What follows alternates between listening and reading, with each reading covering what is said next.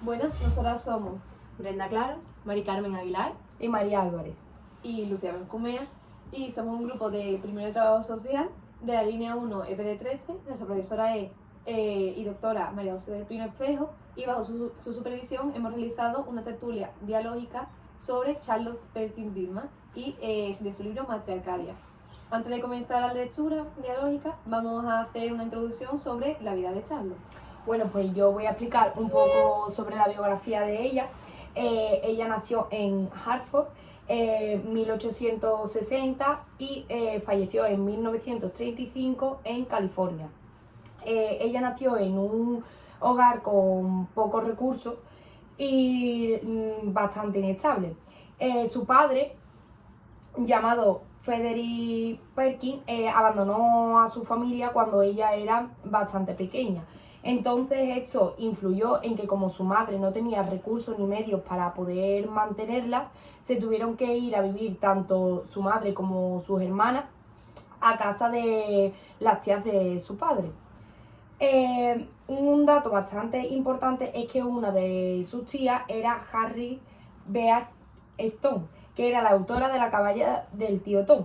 Entonces esto te hace pensar que condicionó sus ideales al pensar que se creó en un clima abolicionista, que significa que estaba en contra de la esclavitud, y sufragista, que apoyaba al voto de las mujeres.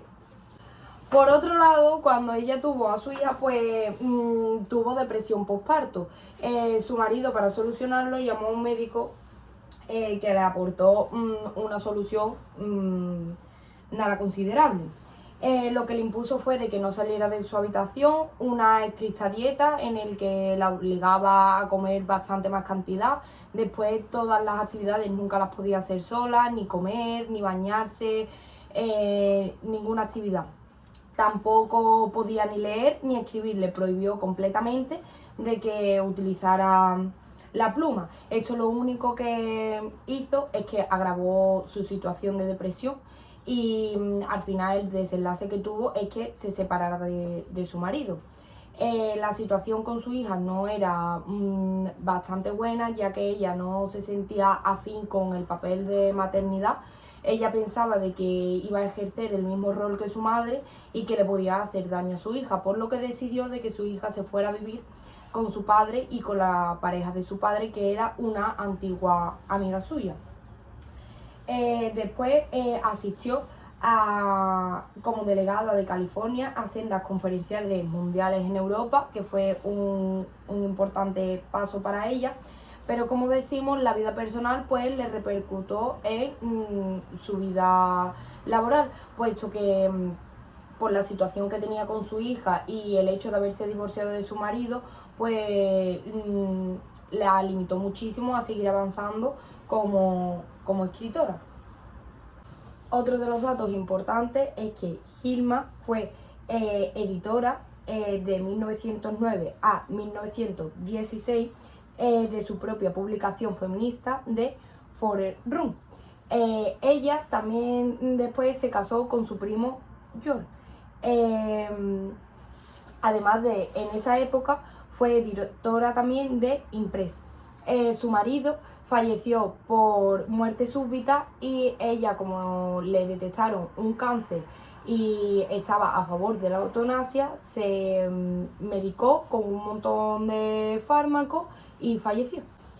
Toda la información la he sacado de Mujeres para Pensar, Espacio Dinámico, Mujeres en la Literatura, el Arte, el Pensar y la Vida.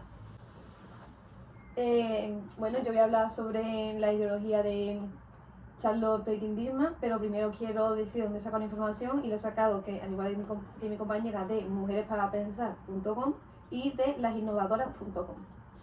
Bueno, ella, sobre el feminismo, fue una mujer que siempre se resaltó por no seguir los parámetros establecidos en la sociedad en la que ella estaba. Muy comprometida con la lucha por la igualdad de derechos, ella misma aseguraba que hasta que no hubiera una igualdad económica entre mujeres y hombres, y en especial dentro del hogar, no se lograría una verdadera libertad. Esto mismo lo podemos encontrar en su libro, que es Mujeres y Economía, donde su punto de vista acerca de por qué los roles sexuales y maternales de las mujeres habían sido sobrevalorados y esos roles frenaban el reconocimiento de su capacidad sociales y económicas hacia las mujeres. Ella aportaba algunas de sus ideas innovadoras a través de su experiencia, que para la época era algo revolucionaria. Por ejemplo, ella pudo acceder al divorcio, como ha explicado mi compañera, y ser una madre poco convencional, ya que al poco tiempo de divorciarse, impulsó a sus hijos a que estuvieran la misma cantidad de tiempo con su padre y la pareja de su padre que con ella, e incluso un poco más de tiempo con su padre y la pareja de su padre debido a su situación laboral y el activismo que ella tenía. Vale, ahora Gilman y su obra fueron olvidadas durante mucho tiempo, hasta que ya en la década de los 60 apareció una revolución feminista y se volvió a mencionar dicha autora. Y su intenso activismo feminista y su experiencia propia sirvieron de un gran modelo para aquellas mujeres feministas. El método que ella utilizaba ella fue conocida por su don de palabra y su especial atención a los temas referentes a las mujeres, ética, sociedad y trabajo. Su intención siempre era llegar dicha información a todas partes para así poder lograr una transformación social en el patriarcado. Además del éxito alcanzado, Charlotte consiguió ganarse la vida a través de sus conferencias, haciéndose conocer en un círculo social de activistas y escritoras del movimiento feminista. Durante 2 décadas fue renombrada por sus conferencias sobre temas de las mujeres, la ética, el trabajo, los derechos humanos y el reforma social. Además, ella en 1894 y 1895 editó el semanal literario The Impress, que se publicaba por la Pacific Coast Women's Press Association, pero no tuvo mucho éxito, entonces y acabó a las 20 semanas de que ella comenzara. Fue entonces cuando llegó, luego de meses de brindar conferencias y, como he mencionado anteriormente, hablar sobre sus temas, comenzó a escribir la obra que he mencionado anteriormente, Las mujeres y la economía. Como mi compañera ha mencionado anteriormente, a ella le diagnosticaron un cáncer terminal y ella se suicidó, por decirlo así, tomándose una sobredosis de cloroformo debido a que ella defendía la eutanasia para aquellos enfermos terminales. Voy a poner un poco en contexto histórico, pero primero quiero decir de dónde he sacado la información. La información que voy a decir la saqué de acontecimientos relevantes de los años 1900 a 1950 en Europa, cronología del siglo XX, Hernández H., Charlotte Perkins Gilman, socióloga y novelista, de heroínas.net, las leyes raciales de Nuremberg, de ush.org, Sadurní, J.M. 2020, mayo 23, Bonnie and Clyde, forajidos de leyenda, del National Geographic. Ahora ya sí, empezando, como dijo mi compañera antes, Charlotte nació durante una época muy convulsa, de los años 1860 a 1935, por lo que vivió vivió la Primera Guerra Mundial y la previa de la Segunda Guerra Mundial, porque al vivir durante los años 20 y principios de la década de los 30, tuvo que ver el nacimiento y evolución del nazismo y el fascismo en Alemania e Italia consecutivamente. Durante su infancia y primera adultez, durante sus primeros 40 años, también vivió la expansión del colonialismo, porque Estados Unidos quería colonias españolas en Cuba, Puerto Rico y Filipinas, por lo que también vivió esa guerra, más fue influenciada por la Segunda Revolución Industrial, además de la Guerra de Secesión que ella vivió durante sus primeros 5 años. También vivió durante la Revolución Rusa en 1917, de 1917 a 1920, y durante los felices años 20, que culminaron con la caída de la bolsa de Nueva York, el crack del 29, en Wall Street.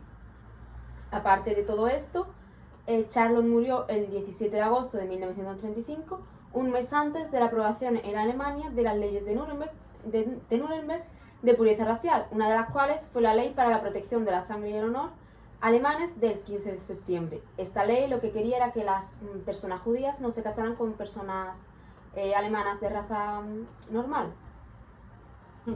Ahora voy a hablar un poco para entender mejor el libro. Gilman con este libro demuestra que es posible la convivencia pacífica y equitativa entre sexos cuando ninguno intenta oprimir al otro y se respetan los derechos. Este libro quiere conseguir la ruptura de los estereotipos de género y que a través de la reflexión y la educación es posible. Aparte, Gilman plasma sus ideales feministas en su obra de tal manera que el lector logra identificar cuáles son los problemas de las mujeres en el siglo en el que ella vive. La obra la podemos asociar a la segunda ola del feminismo, así como un feminismo liberal, tanto por la coincidencia cronológica de esta con el feminismo liberal, como por los derechos que se buscó para la mujer en esta época. Hay otros rasgos inmersos como la presencia de un ecofeminismo y un feminismo socialista, pues la producción es agraria y la relación que guardan con el ecosistema es armonioso. Asimismo, el modo de producción es socialista, propia de la utopía. Lo que propone esta autora en este libro es el libre acceso de la mujer a la educación de calidad, la libre elección sobre la maternidad, la independencia económica, así como independencia personal, la participación de las mujeres en el ámbito político y la emancipación de la mujer a través de la economía, política y religión. También agrega algunos temas de carácter personal en ella, como es la educación para el ejercicio de la maternidad y la maternidad socializada. Aunque el papel de Gilman no ha sido muy trascendente en la historia, gracias a ella y a muchas otras mujeres se han conseguido el gran cambio que hay hoy en la sociedad, aunque debería haber mucho más. Al terminar de decir esto, voy a hablar un poco de qué va el libro. El libro va sobre una sociedad matriarcada, ya que solo está basado en mujeres, ya que es las únicas personas que habitan y que se reproducen a través de la partición. No hay germinación por parte del hombre.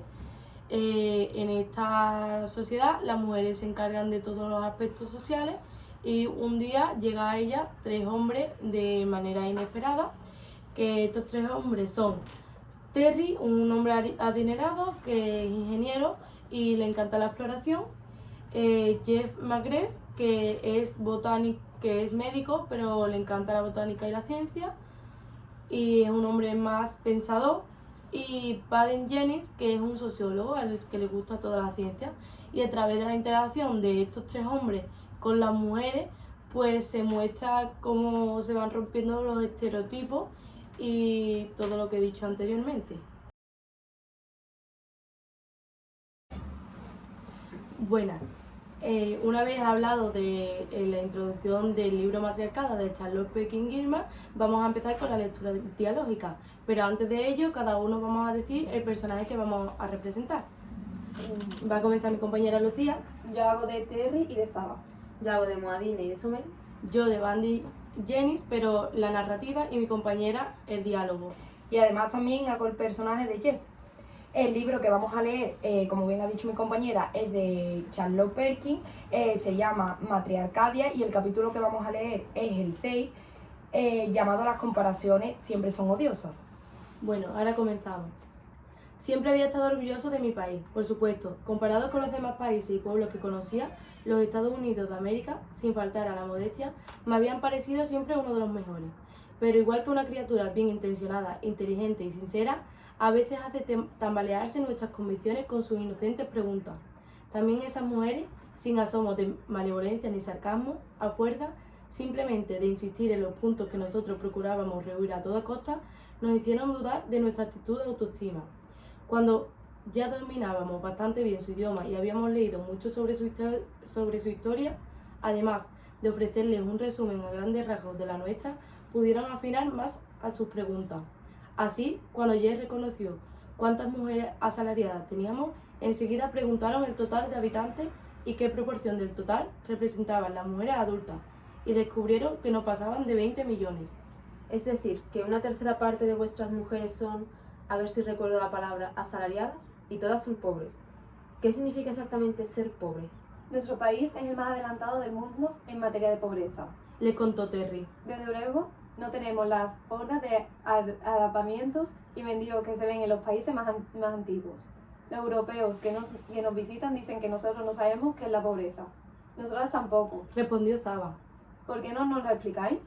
Terry me pasó la pregunta, diciendo que yo era el sociólogo, y yo comencé a explicar que las leyes de la naturaleza requieren una lucha por la existencia, y les expliqué que en esta lucha solo sobreviven los más fuertes y los débiles perecen.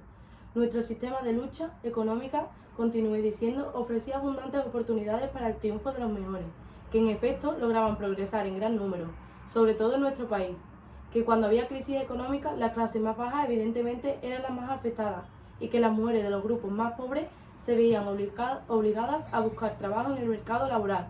Nos escucharon con atención, tomando notas como era de costumbre. Dices que aproximadamente un tercio pertenece a la clase más pobre Observó muy serio Moadini. y que las otras 2/3 partes viven, ¿cómo era esa frase tan bonita? Amadas y reverenciadas en el hogar, para que cuiden de los niños. Entonces, la tercera parte de mujeres pertenecientes a la clase inferior no tienen hijos, supongo. Jeff, que empezaba a ponerse tan pesado como ella, contestó solemnemente que no, al contrario, cuando más pobres más hijos tenían, lo cual, aclaró, era también una ley natural. La reproducción está en proporción inversa a la individuación. ¿No tenéis otras leyes, aparte de las leyes naturales? Inquirió con dulzura Zaba. Por supuesto. Protestó Terry. Poseemos códigos legales con miles y miles de años de antigüedad, como vosotras sin duda. Añadió cortésmente.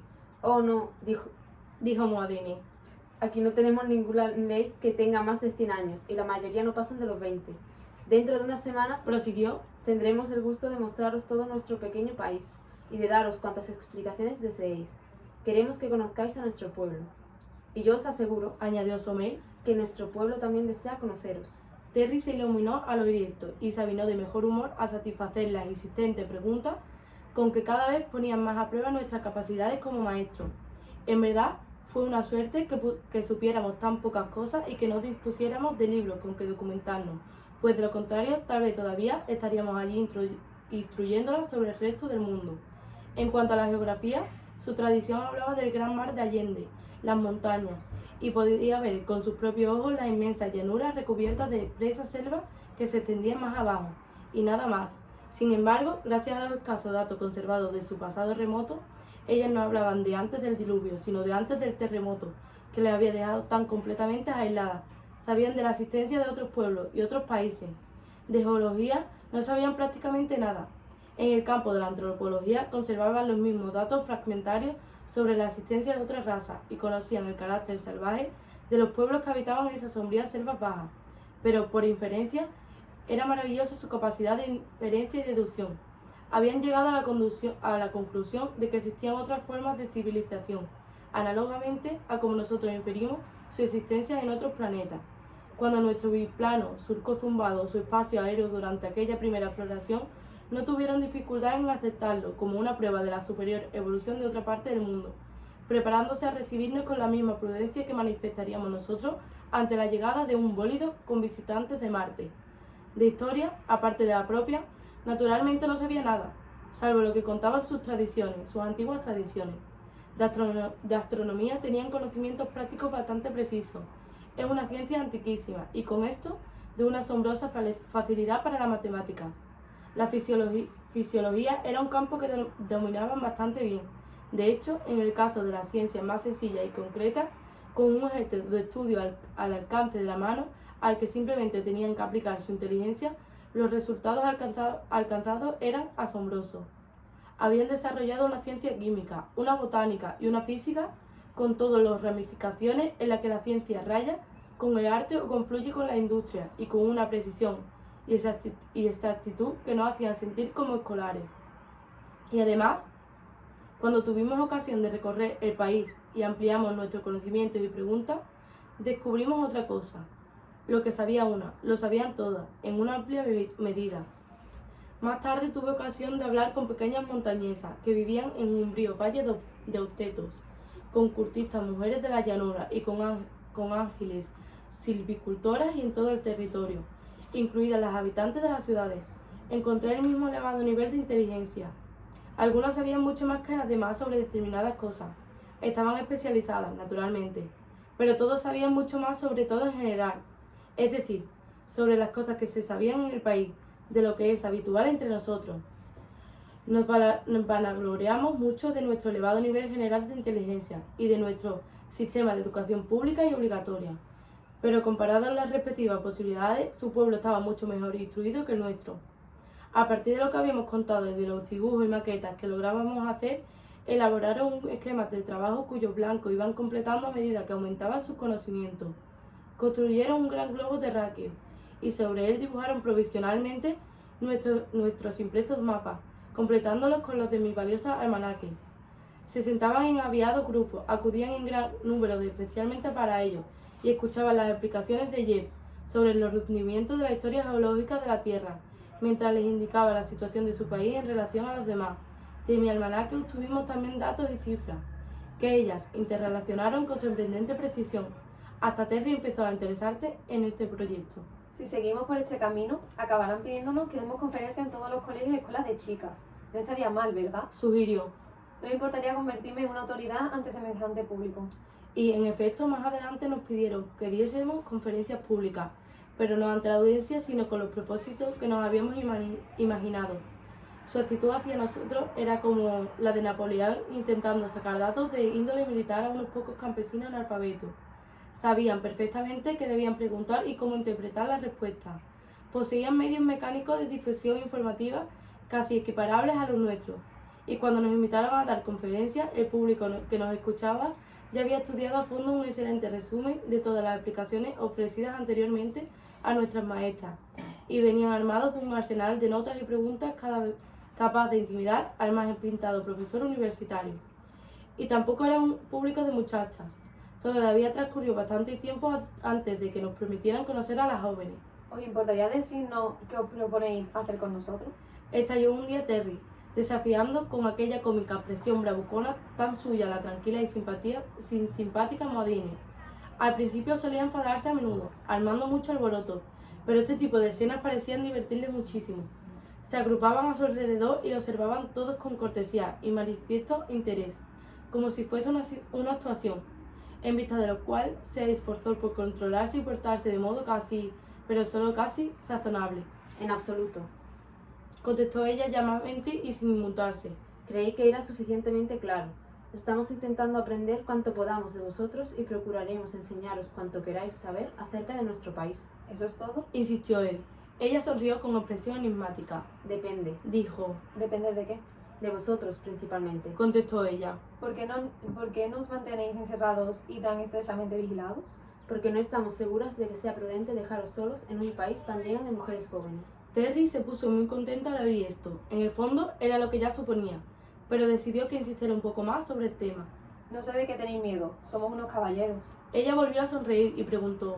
¿Y el peligro no existe tratándose de caballeros? ¿No supondréis que alguno de nosotros sería capaz de hacer daño a vuestras muchachas? Exclamó Terry acentuando el nosotros. Oh, no. Dijo ella con honradez, auténticamente sorprendida. El peligro es exactamente a la inversa. Ellas podrían haceros daño a vosotros. Si por accidente causaseis algún daño a cualquiera de nosotras, tendríais que enfrentaros con 1.000.000 de madres. Terry puso tal cara de sorpresa y agravio que Jeff y yo nos echamos a reír, pero ella prosiguió sin perder la calma. Creo que todavía no lo habéis entendido bien. Vosotros sois solo hombres, 3 hombres solo en un país habitado exclusivamente por madres o futuras madres. Para nosotras la maternidad tiene un significado que todavía no he logrado detectar en ninguno de los países que nos habéis descrito. Tú, Y miró a Jeff.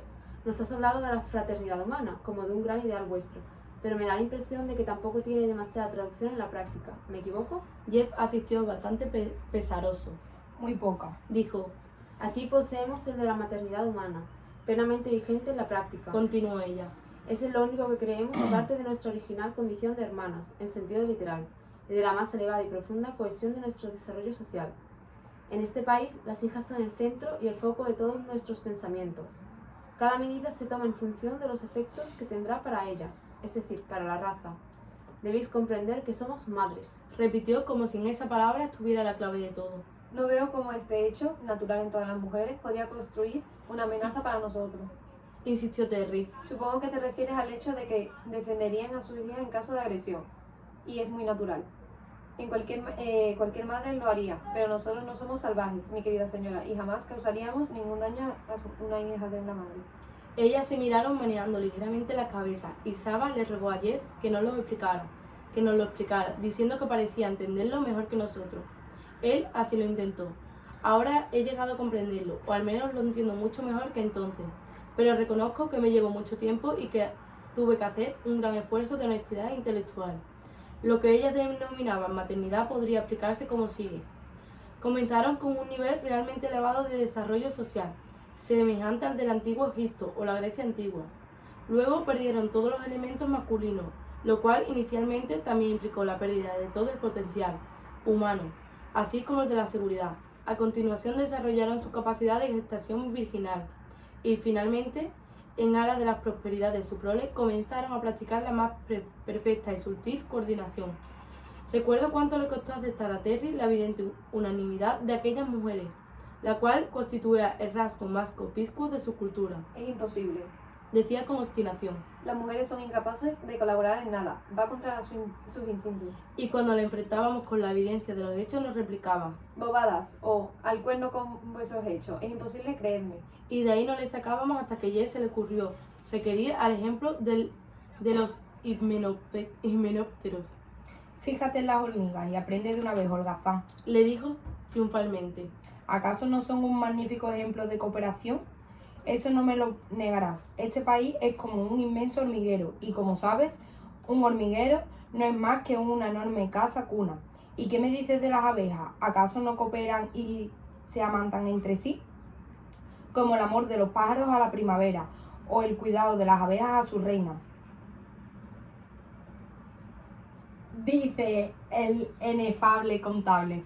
Dame un solo ejemplo de un grupo de seres masculinos, sean aves, insectos o fieras, que funcionen con parecida eficiencia.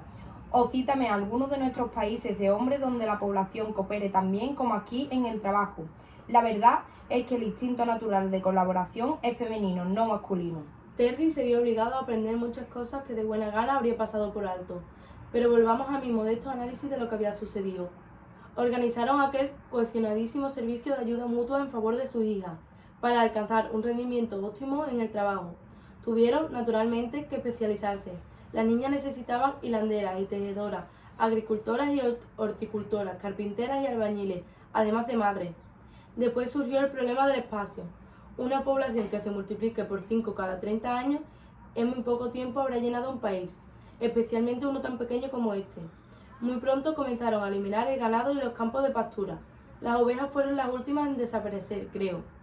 También desarrollaron un sistema de agricultura intensiva, sin parangón en ninguna otra parte del mundo, que yo sepa, y replantaron completamente los bosques con árboles de frutos o nueces comestibles.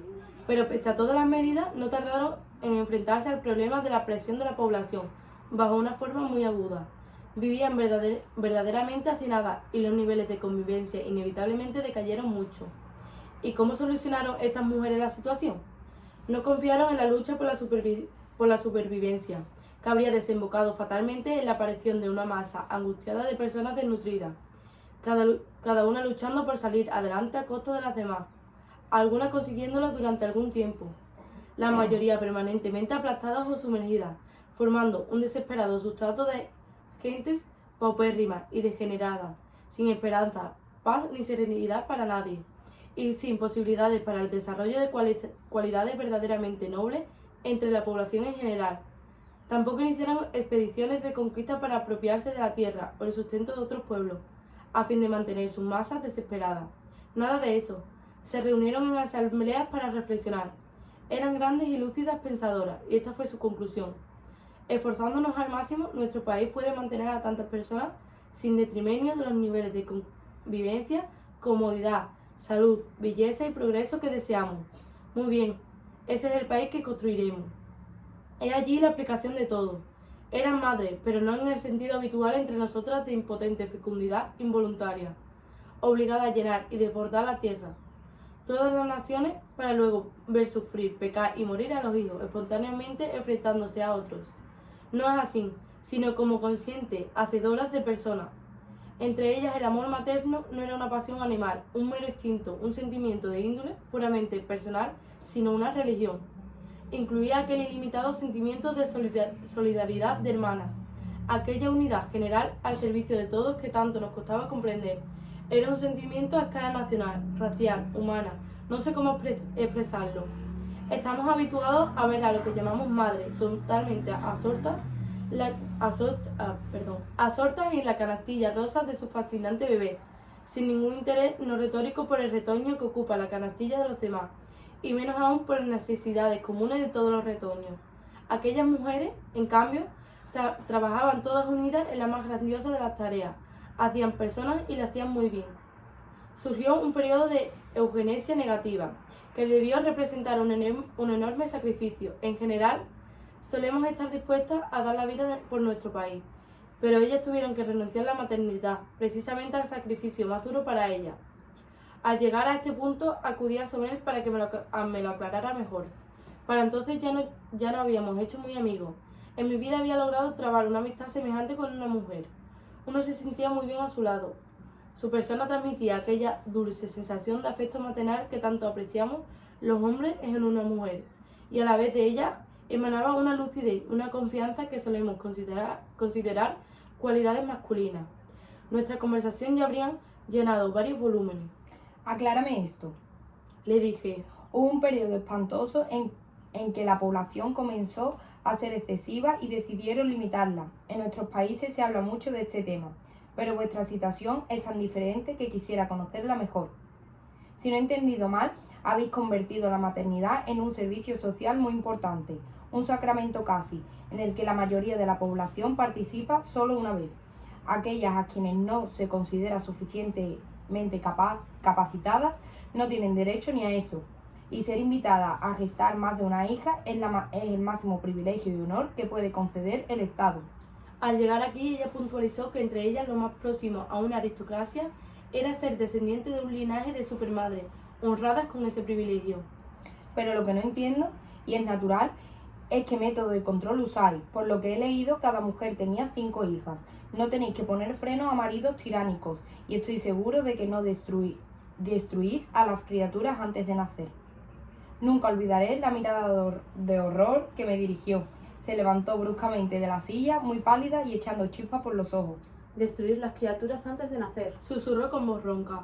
¿Hacen eso los hombres de tu país? Los hombres. Comencé a responder bastante acalorada y entonces comprendí en qué berenjenal me había metido.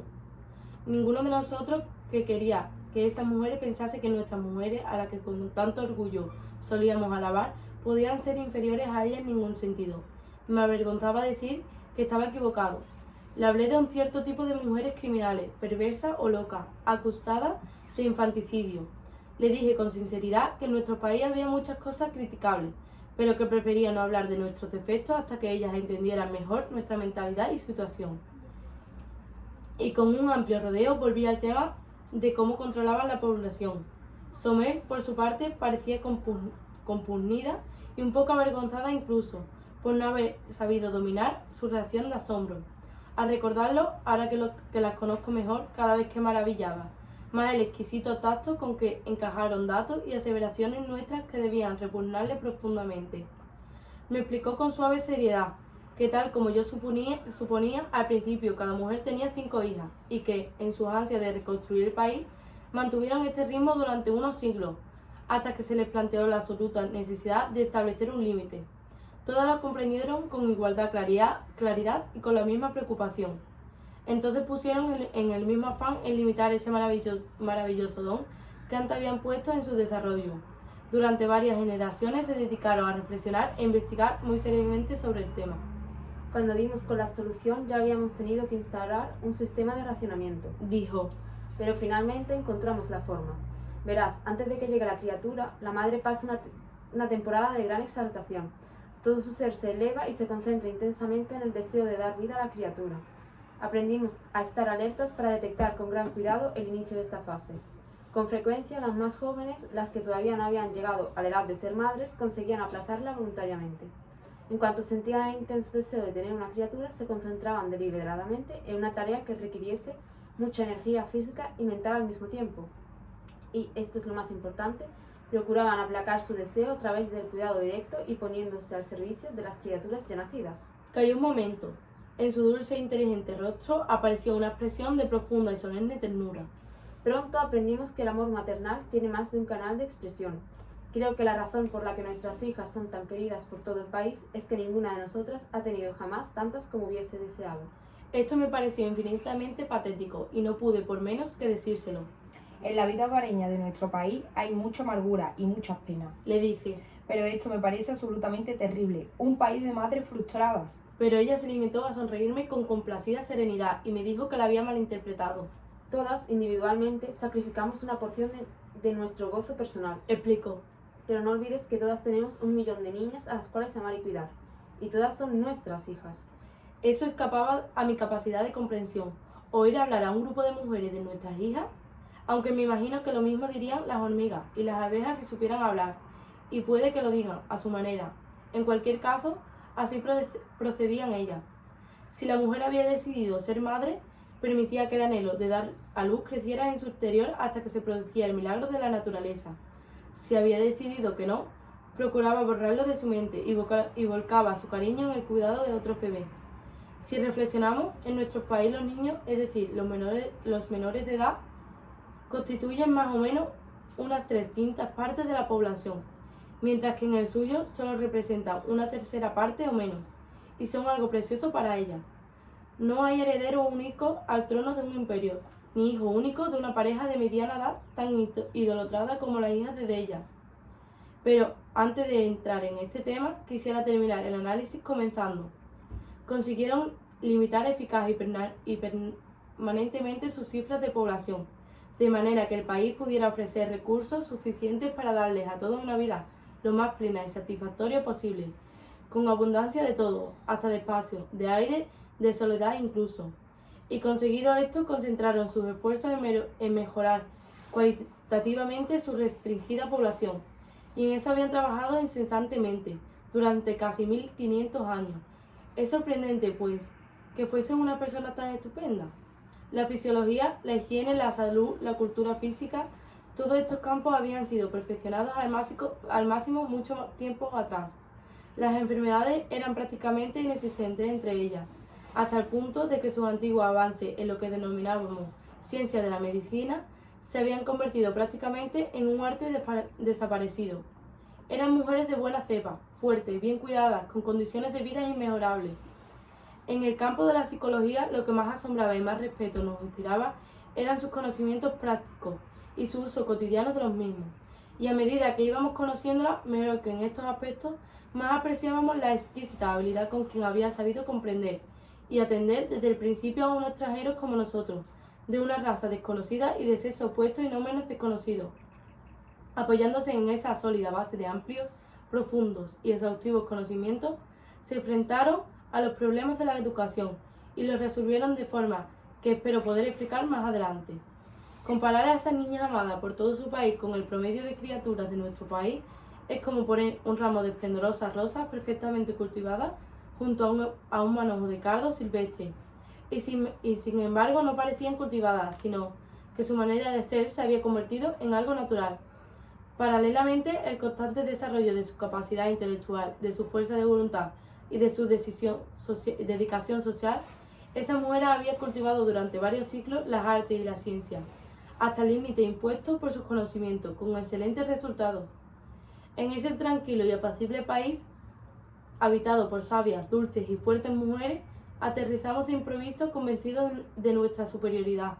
Mucho después, una vez domesticados e instruidos de manera que ya no constituyéramos un peligro para ellas, nos permitieron recorrerlo y conocer a sus habitantes.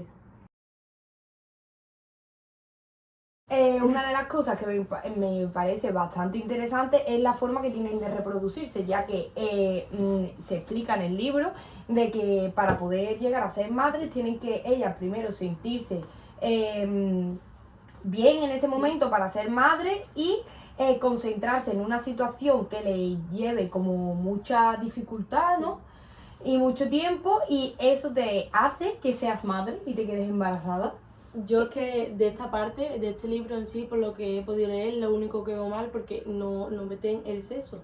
Y el sexo es algo que yo O sea, creo que... yo creo que la autora, la Charlotte, se ha inventado un poco, porque esto no es biológicamente posible.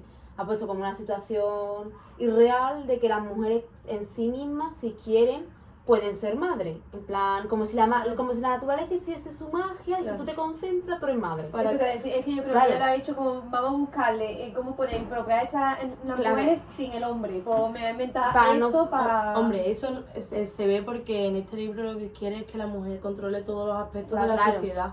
Entonces es un poco también para romper que no necesitamos al hombre Al para hombre nada. para procrear. Es verdad que yo no yo tampoco mucho, pero... O sea, yo le he sacado eso.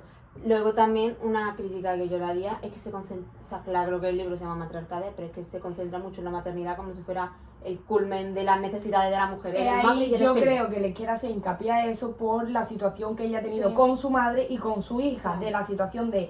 Porque ella hace hincapié, por ejemplo, en el libro de que te tienes que sentir preparada para ser madre. Y a ella lo que le pasó es que fue madre sin sentirse preparada y sin ella realmente querer ser madre. Entonces se vio en la situación de que tenía que criar a una hija en la época en la que vivía, de que la madre tenía que vivir por y para las tareas domésticas y para la crianza de sus hijos, y ella fue todo lo contrario, fue como un poco revolucionaria en ese ámbito. Entonces yo creo que ella quiere hacer hincapié en que el hecho de ser madre es más que a lo mejor Sí. cuidar a tu hijo, esto, lo otro, que tienes que estar preparada realmente, psicológicamente, para poder llevar a Claro, Es que claro, yo creo que lo que ella quiere reflejar en el libro es que ella no tiene instinto maternal.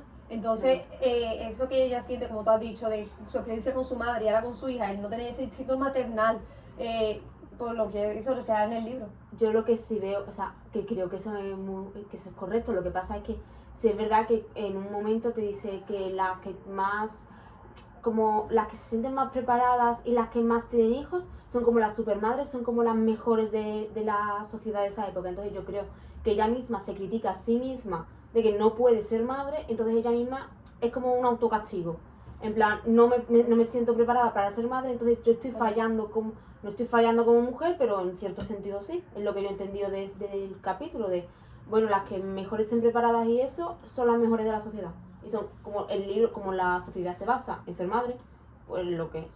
Y además también hace hincapié en que es importante como los hombres, ¿vale? Tienen que analizar y tienen que comprender Claro. que las mujeres pueden hacer cualquier tipo de labor, ya sea, por ejemplo, trabajar en el campo, o ser albañil, o desempeñar cualquier función que hacía el hombre en aquella época, pues cómo tienen que explicarlo y cómo ellos siguen sin entender cómo la mujer, bueno, parte de ello, porque no todos, siguen sin comprender cómo la mujer puede realizar las mismas funciones que un hombre. Es que eso es lo guay de este libro, que mediante la reflexión y la educación un poco, estos hombres sí empiezan a entender Claro. por qué las mujeres son tan importantes y por qué sí tienen una buena cohesión entre ellas. Y en ese aspecto, en su época, era una visión muy futurista de... Es que La ella, situación. ahí se ve cómo era la sociedad de la época, de un hombre comprendiendo de que una mujer puede hacer todo lo que quiera, es que es totalmente verdad, y aún así a día de hoy todavía pasa, a menor escala obviamente, no es lo mismo. Lo mismo, hay mujeres trabajando, hay mujeres en todos lados, pero es que sigue pasando, y hombres muy chapados a la antigua diciendo que una mujer, yo qué sé, puede conducir, como mujer al volante, peligro constante. Entonces Claro. que eso se puede ver ahora mismo, y fíjate, y en la época obviamente peor. Pues sí. Pero ella los ideales que tenía, porque realmente nosotros tenemos unos pensamientos, ¿no? Porque estamos en una sociedad mucho más avanzada y todo, pero imagínate crecer en una familia, ¿no? En la que ella nació, y además los ideales que... Sí es verdad que su familia era bastante más avanzada, porque sí que creía, por ejemplo, en los derechos de la mujer en sí, ¿no? Pero tú imagínate crearte en esa época y tú por ti misma pensar que no, que la mujer puede llegar a mucho más, Claro. que la mujer es como mucho más avanzada a lo que a ella le rodeaba. Y simplemente por el hecho de, como por ejemplo en esa época, el hecho de divorciarte, el hecho de Lo de la mandar hija, a tu hija a vivir claro. con su padre, el hecho de volverte a Sí, casar. ella es muy rompedora en su época, tiene un Y el pensamiento... feminismo, es que eso, Y que no vuelva a tener hijos, ¿no? Con su segundo No, marido no vuelva a tener ella hijos. decidió no tener más hijos. no es que- tiene el instinto maternal.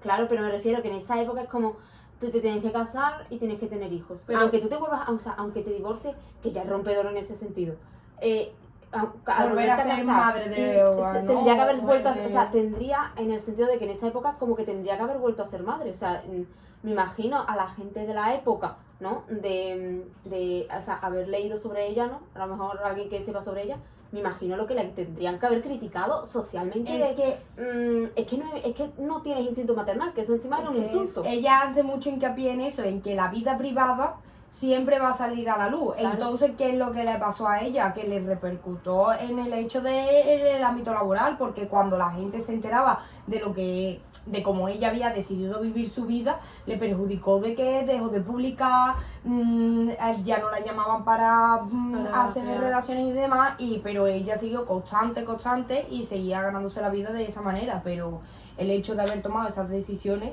después... Claro. Pero, no, Y gracias a ella ahora también tenemos un poco mejor la sociedad, ¿no? Es una eso gran es, mujer. fíjate cómo ha cambiado la cosa ahora, en el sentido de que cuántas parejas hay, de que se divorcian, bueno, personas que tienen muchos maridos, o parejas que llegan hasta la vejez sin tener un hijo.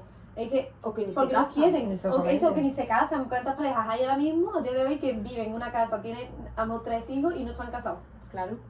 Y por ejemplo, uy, No, sí, no, sí. no, que iba a decir que, por ejemplo, eso hace 10 años también era criticable, porque yo me acuerdo, hace 10 años, una pareja vivía junta, tenía hijos y no estaba casada, y los vecinos, por ejemplo, se ponían se ponían a criticarte un montón de a puertas para adentro, nunca para ti, porque Que- no hay que decirlo nunca a la cara. Yo quiero resaltar una frase que no es de ella, pero creo que tiene mucho que ver con ella, que no todas las personas sirven para ser madre, y ella lo adoptó muy bien. Sí. Supo que ser madre es una gran responsabilidad, porque un hijo es el futuro de la sociedad, por así decirlo. Y la educación y la reflexión que hay que llevar sobre ello Y es cuidar muy un- grande.